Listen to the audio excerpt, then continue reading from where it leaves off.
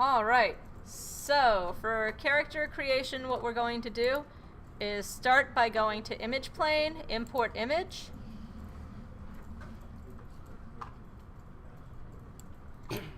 And you want to copy those into your folder. Remember, you always start by defining a folder.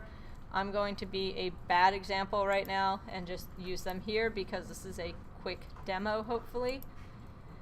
And image plane side. Import image. Let's go ahead and get that side.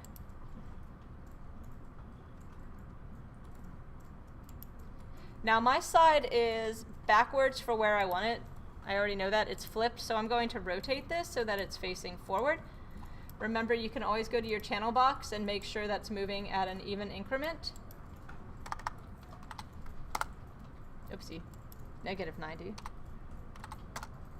There we go. And then I always want to move it so instead of forming across, these form an L.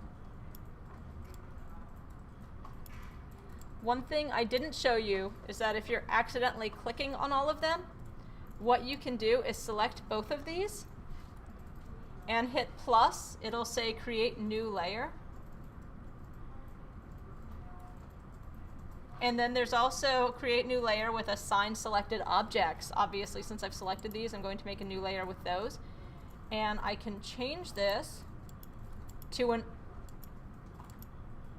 R, a reference. And what a reference will do is mean that they're going to be there, it's pretty solid, but I can't accidentally click on them. So if that's something you're having an issue with, you can select both of those and make this layer go there. I would also select a new layer here, and I can rename these. So I could call this like reference, save, and I could call this character model. And you can do this at any point. If you started modeling without having separate layers, you can always select your different objects and hit this button. It'll allow you to change that. From here, I'm going to start by making a cylinder. You can do a box. A lot of tutorials will tell you to do a box. I'm not a big box fan. I like cylinders. I'll show you why. And then you want to shrink that down to have an axis of 6. The rotation, I know from doing this 8 times, should be -30 on the Y. And then what that's going to do is have it point straight forward. So this way when I model, I can chop my model in half. The other awesome benefit it has is giving me a flat edge where I want to extrude out that arm. So if some of you are running into a problem where you have a seam down the arm, it's probably because you've forgotten this step. From there, you can go ahead and go to Modify, Freeze Transformations, and then move this around to be centered. This means that Freeze Transformation will keep the rotation aligned with the world. And then I just want to modify him by moving those vertices. I could scale it differently too. Remember, it's your QWER, or sorry, yeah, QWER is going to be your select, move, rotate, scale.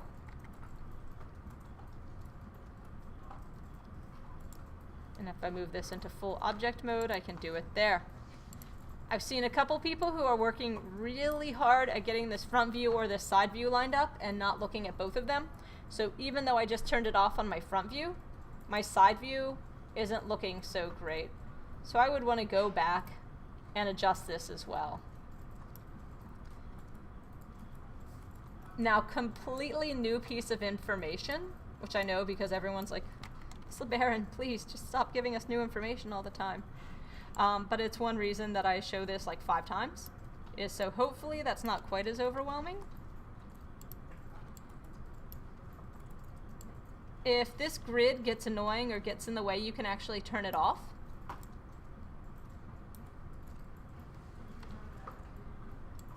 So once you get this lined off, if you don't like that grid being there, the button for it is right here. Does everyone see where I am? Right here. You can actually turn off the grid if it's getting in the way.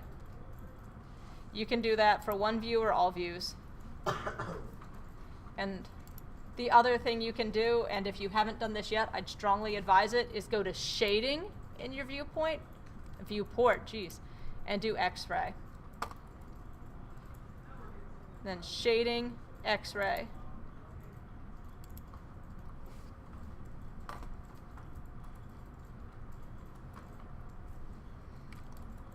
From there, I'm going to right-click, select the faces, shift, and make sure you don't accidentally hit the extrude, because that can cause a double extrude, which will make your model bend in on itself. I can do that, and then hold shift to extrude it up. I want to go right below the armpits.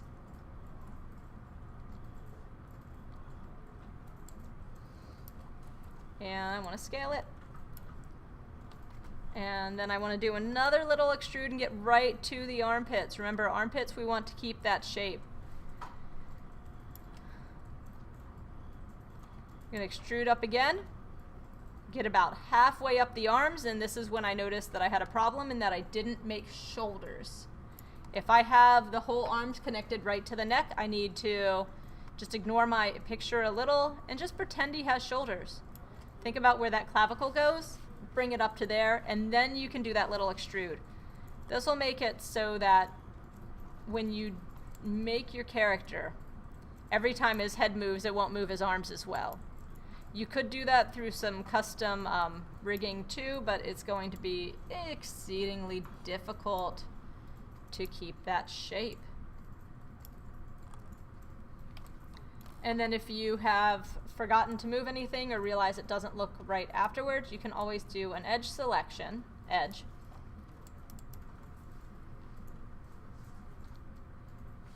and then modify it afterwards.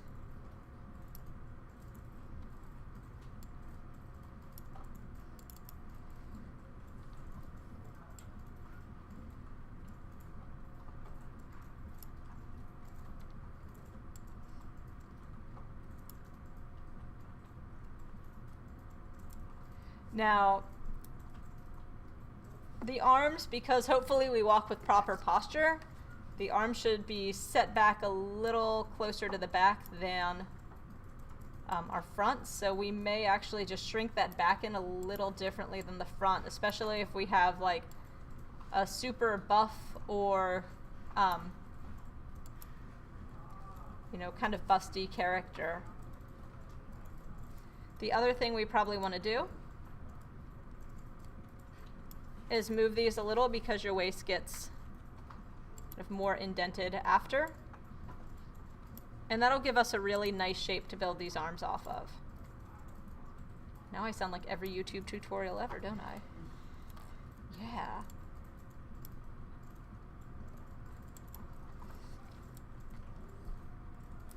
So that's how we did the beginning of the torso. If you're having any issue with the arms, one of the big reasons I did this other little extrude here is so that I have an area to build these arms off of, and I really like separating my arms so that I have two faces that are two quads, so when I pull this out, it's actually going to look like it has 6 sides. Don't drag it all the way out, because you do need it to change. You do need it to morph. So you want to go to wherever that first guide is on your image and then rotate it to align. If your arm is pretty flat, if it's kind of noodly, you still want to stop to give the character elbows. Elbows are pretty darn important. They let us move. If we don't have elbows, it moves straight like this. It looks more like something that like chops. And even most robots in shows don't do that. So you can either do an extrude on this tool set and adjust offset. I find the offset's pretty darn jumpy. So sometimes I just scale it normally. I'm going to scale it a little just to give him an indent on that arm.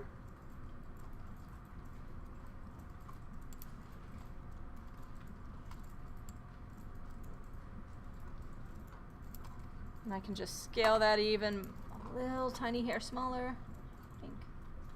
There we go, that's probably good. And then I'm going to extrude that arm off of it. I wouldn't necessarily have to do that.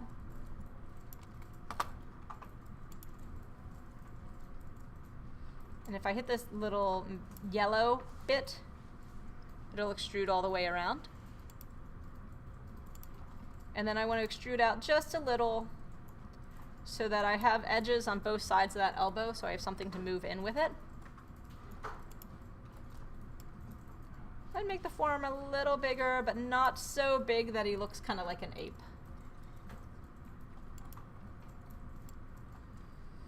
And I want to go right before the wrist.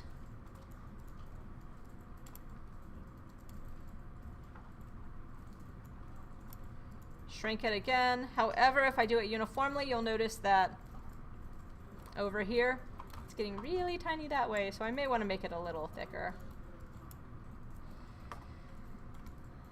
Do another little extrude here to get the wrist.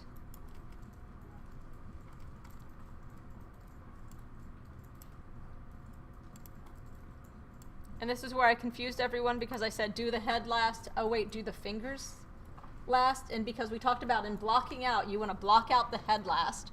But then in adding those details, it's really those like fingers and toes. Until you start chopping up to get like the nose and such. But you want to block this out so that he's got kind of mittens. Unless you're someone that likes moving lots of points. And I know sometimes I say things like that. It sounds a little facetious, but I do have students, I have had students in the past that liked working with like that. I had one student who loved making cars by getting a block, giving it 100 segments, and then going. And just moving each of the points point by point. So I'm going to do a little block extrude where I think the thumb should be. I'm not going to worry about making the thumb yet.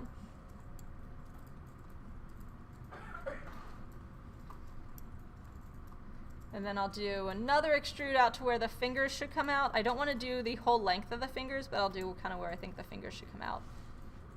And I'm going to stop. And if I do notice things like that I didn't give this a point to bend in, or that his arm's looking a little too thin here, I can always do things like select my multi-cut, pick the perpendicular edge, and hit Control.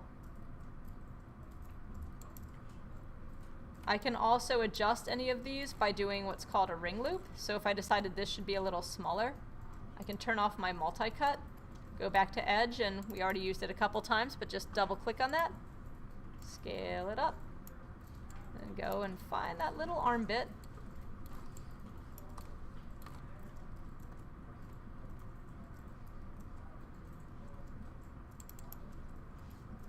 Not quite.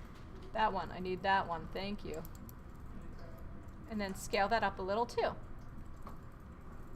You just want to make sure not to scale it up so that you're overlapping normals. And that's once again where that X-ray view can be pretty darn helpful.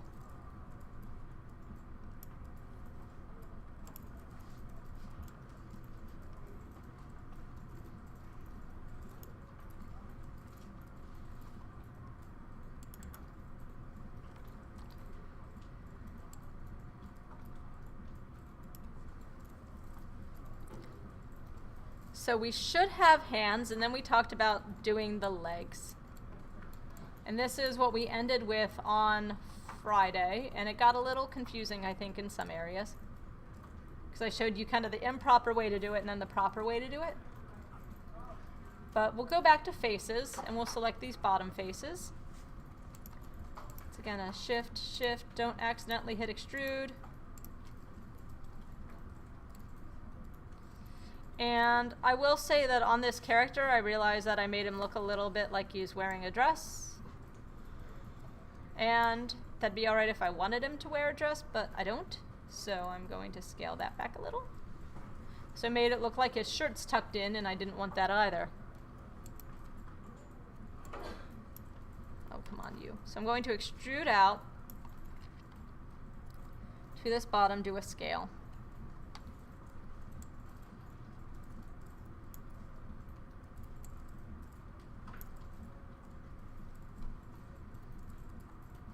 Still looks a little dressy. I'll have to fix this part.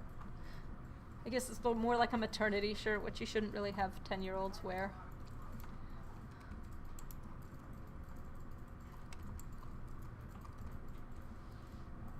Because little kids are normally pretty straight. Or they're going to be like more kind of like a straight design than an adult.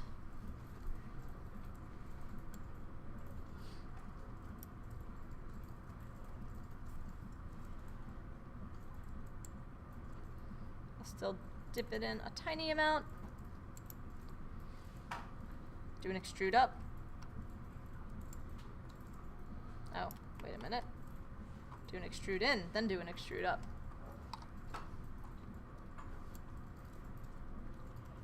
Tiny extrude in so I get the lip of that.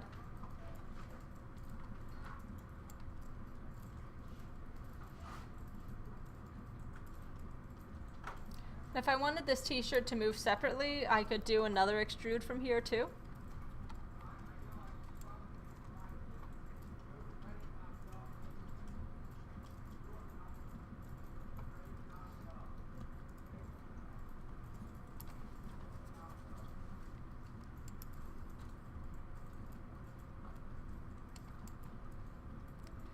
And even if I were doing a character that had some fat on their body,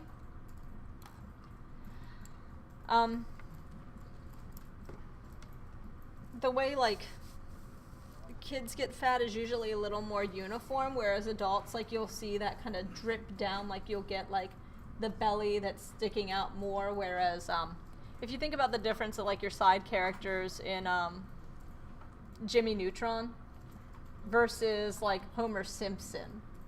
Like one's got the gut that just hangs down.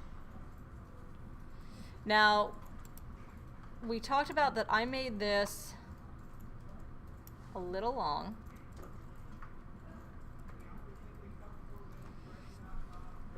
And I also want to think about how the leg's going to move. So we've been keeping this relatively straight. But if we think about where our leg joints are, our legs don't move straight across, they move at an angle up. So I would actually scale this down a little bit before that. And I'll probably have to do some more slices to get the movements right here. But the main slice I have to do, that we spoke about on Friday last minute, and I know that some people are like, okay, well,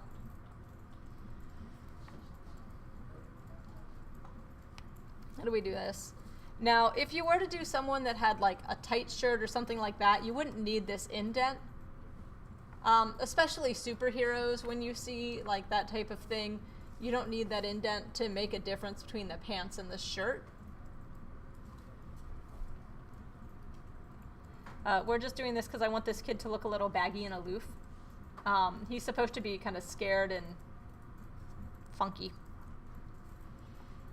Now, we talked a little bit about how if we connect this, we're going to have this really weird leg movement where he kind of walks like a penguin, because our legs don't just connect to each other. They connect to our torso, whereas making it like this is going to make that leg look like it connects to each other. So what we can do, and this is what we did quickly on Friday, we'll try to do it a little better here, is you want to go about maybe 1 centimeter to 1 inch in, kind of a gap, and click. Now, when we do that, you'll see that line does not extend all the way down here. I'm going to click that vertice, and I'm going to click this line, hit enter. Same here. I'm going to go on the back, estimate about the same difference out, Control, select so that we have some room to move, and I'll select that vertice, and I'll select a point on that line. These aren't 100% even, but once I connect them, I'll be able to fix that.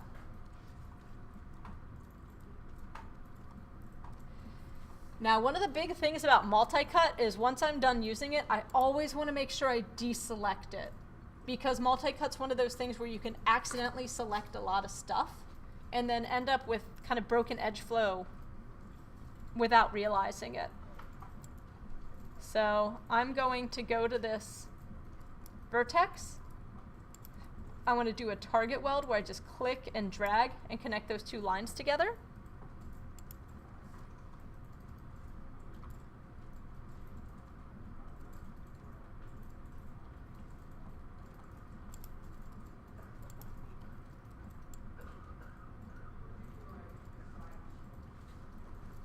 Make that as straight as I can. And by the way, if I ever have a lot of problems doing that, if I have two objects that are supposed to be aligned and aren't, I can always click both of them, shift, shift, and use the scale tool. If I shrink the scale tool in, it will actually align them to each other.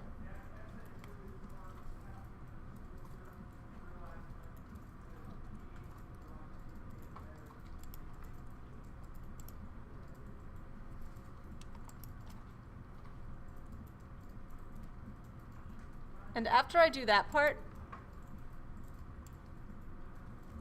I would move these out a little just to start to make it look a little more like a leg. It really depends on how kind of twiggy versus curvy we want this kid to look as to how much I'd move it out. And then I can keep it or I cannot keep it. But is this good edge flow down here? It looks kind of like square meeting pizza slices, and you normally don't want to combine those. So if you're like, no, I understand face selections, you can do that and delete them after. But I am going to select them, do an edge, and do a ring selection around this. And the cool thing about that is that even with an edge selection, I can still shift and extrude down.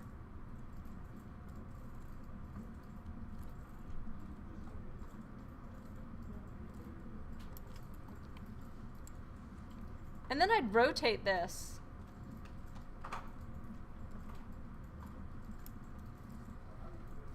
So that I get rid of that curve that I just made before. Because I got these pants again. I'm going to extrude out. I know some people want to extrude just straight down. But once again, remember you want to have points, 3 points around, or 3 segments around elbows at least, and 3 segments around knees at least. You might need knees or more for knees if you're going to form that kind of curve. But once again, that's really in the refining step.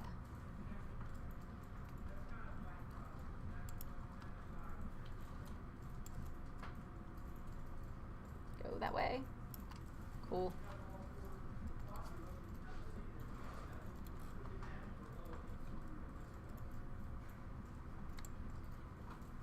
Now ultimately I am going to add more segments to this. I'll add 1 to this side at least. I'll probably have more because of the way I cut the fingers. And I'll add at least 2 or 3 here so I can start to get that curve. But for right now we can just once again block extrude this out.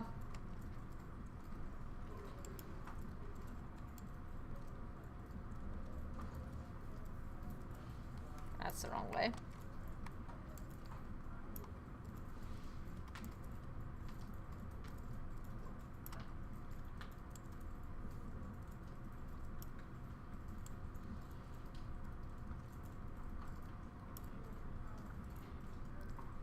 And once again, if you have tighter pants, you don't need to do this. It's just something I do because, once again, I made the baggiest character I could, which is going to be harder to rig and look a little more unnatural. But I thought it'd make him look funny to have twiggy little legs. Oh, that's too twiggy. That's not funny, that's just scary. Alright, let's expand that out and go back to this edge and expand that out too. Oh no!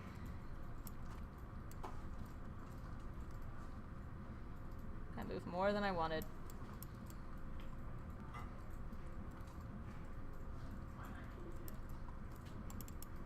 Oh, okay, I see what happened. I accidentally extruded it on one edge and not the other. So if you notice down here, he's super duper tiny.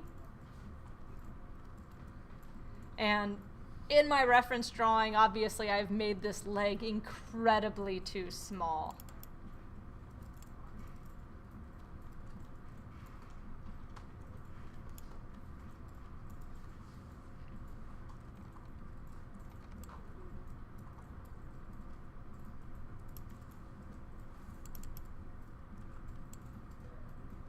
There we go. That is the one thing, unless you're trying to make someone look a little unsettling, you don't want a big figure to be walking around on toothpick legs. Same with arms.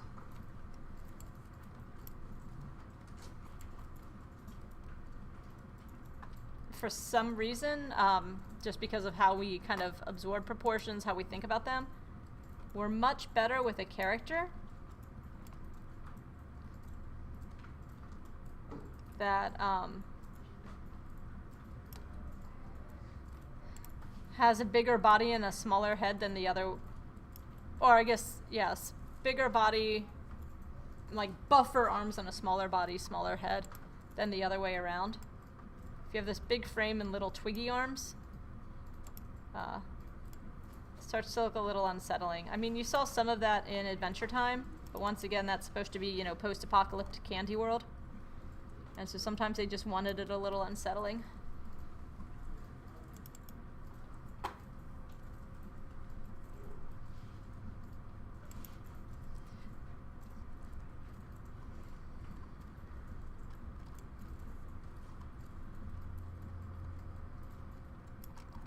Now, the other thing about the leg,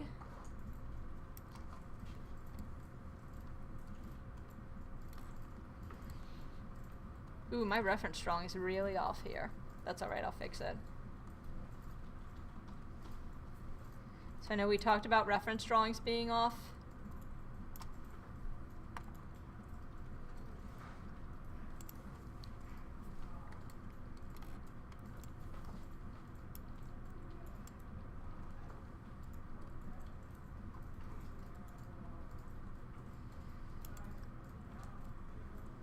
Is if you think about the way the body works, even little kids, actually especially, like, I've noticed this on my daughter, have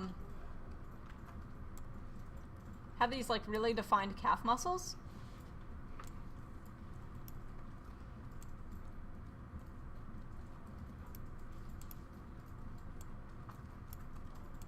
If anything, a lot of times it's more defined on younger people than older people because younger people tend to run around a little more.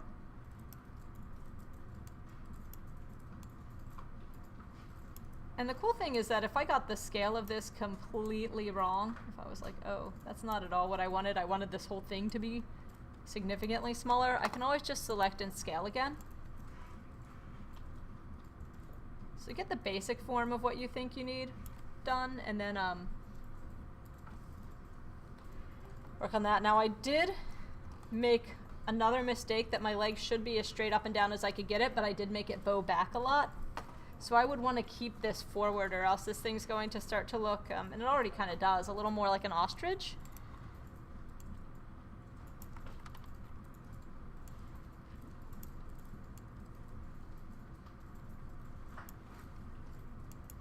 I also forgot to give him a calf muscle.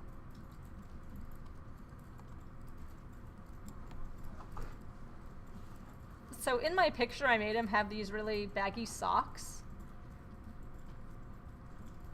Thinking about how that moves, like if you ever do something baggy, think about if you move. If we had baggy socks and I walk, they're going to move a little, right? And so unless I want to sit there and animate that whole thing, I might do something like, okay, let's just actually give him slightly smaller socks and tighten that up.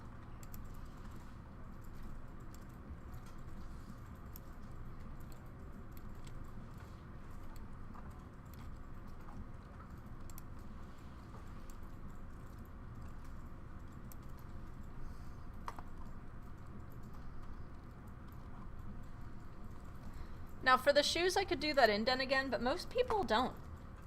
Most people just kind of model the shoes on it and just scale it out a tiny bit. Ooh, and I hit the wrong scale again. Middle scale.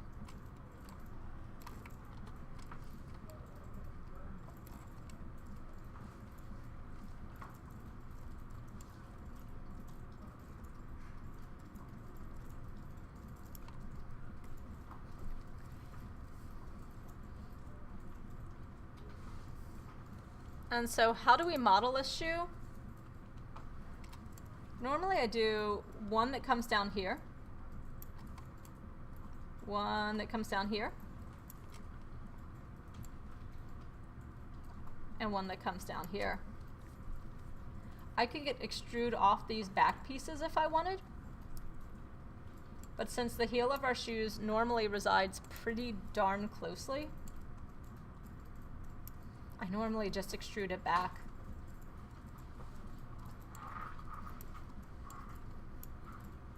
Same for this bottom. Have it curve in a little, but not much.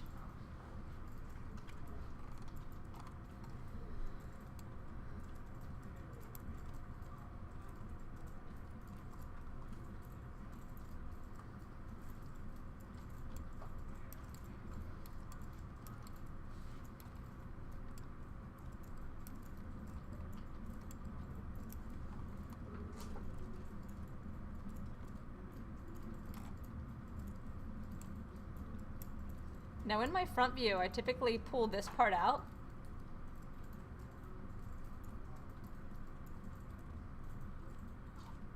I don't think I got both of them.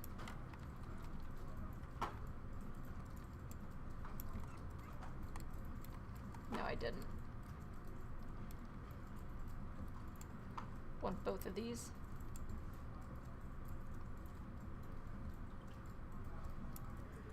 Cool.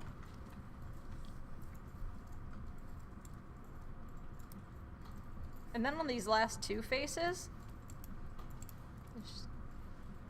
shift, shift.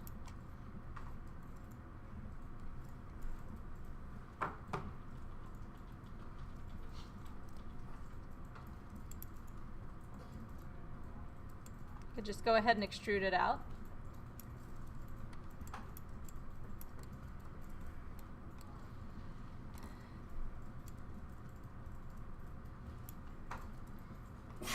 Bless you.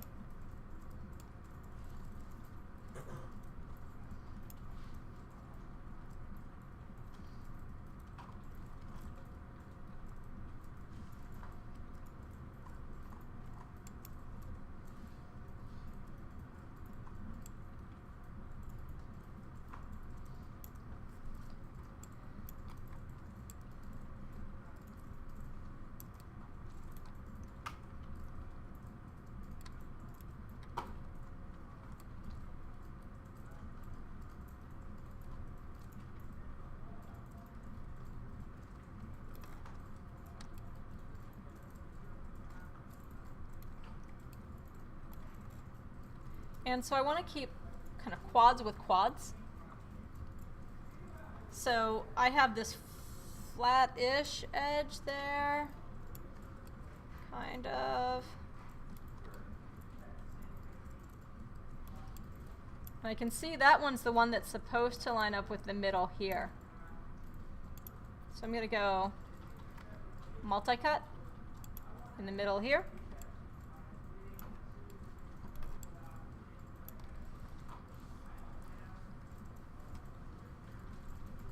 Multi-cut to the side because I talked about how he was missing that middle seam.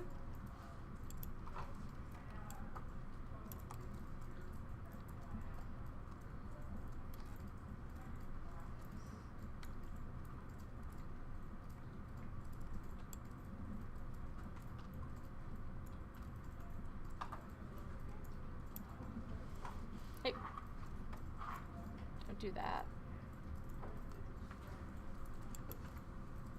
And then I do a multi-cut in the back.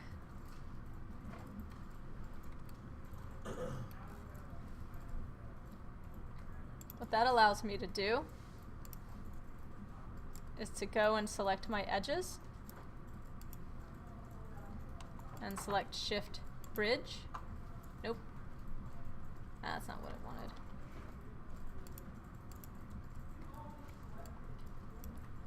One. Shift, bridge, there we go. And notice how this has one line and this has two. So for this bridge I can add one division. Now they kind of line up. Same for here, bridge, bridge,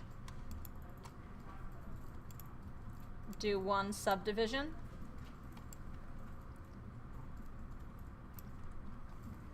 And now I can start to kind of modify this. So I know for one,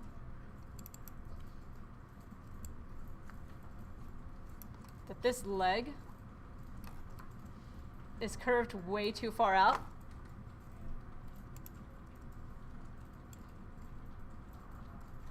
Nope, too much.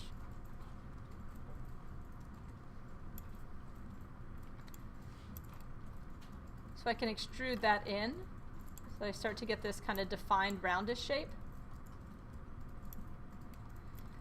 And I can go to this piece.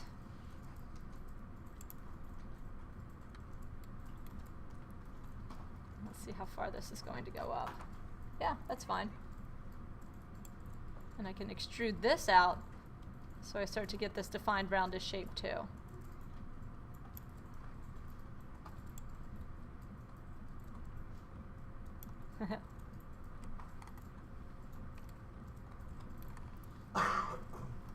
Now that shows that I had a really obvious hole here.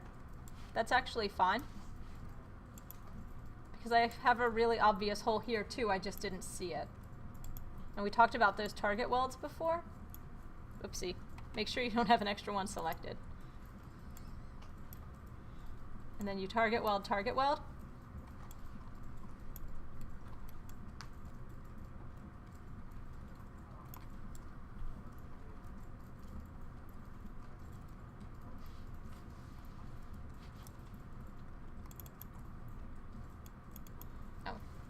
Turn off your target weld so you don't accidentally weld anything else.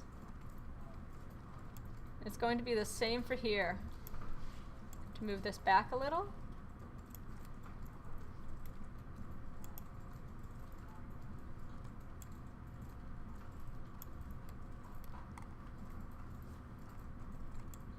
So that I can start to kind of modify these shapes that I'm ending up with.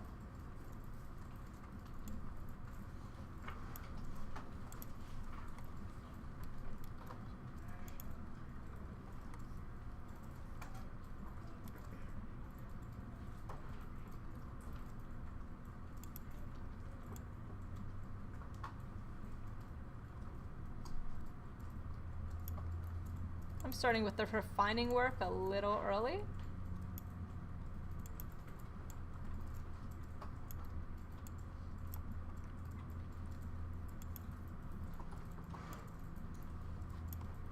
Just enough so that I can make sure that I'm getting the right kind of shapes. And if I hit 3 on the keyboard, I'll see that I definitely am. He looks a little bow-legged because I still made this leg come out too far. So I'd probably grab all of these vertices and move them over a little. Maybe work with the rotation a little bit.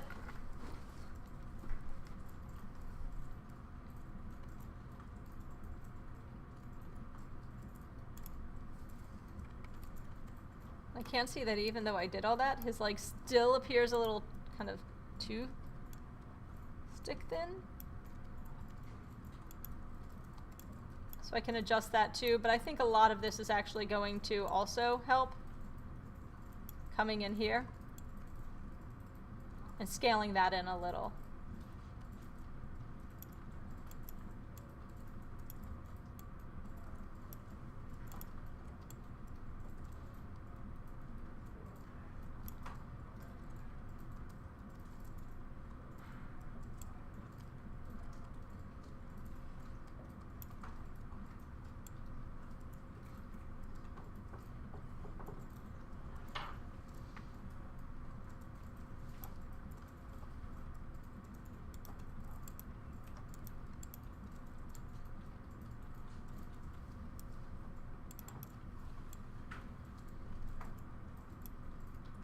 And I know sometimes it's hard to gauge when you only see half of him, right? Like,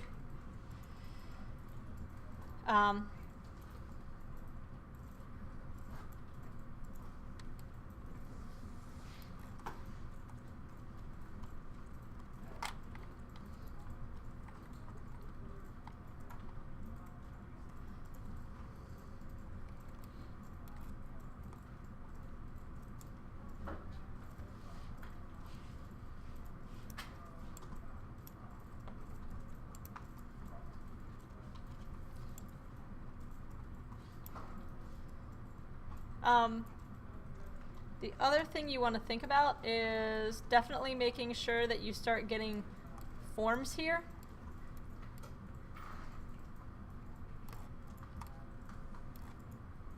So like normally our bottom is larger than our front. And so giving those little tweaks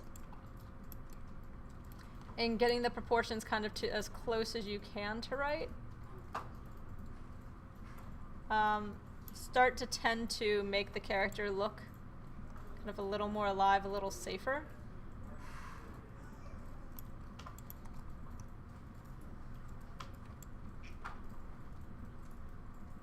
It might be something where I still indent this even more, because I think that's causing... Yeah, but that looks better.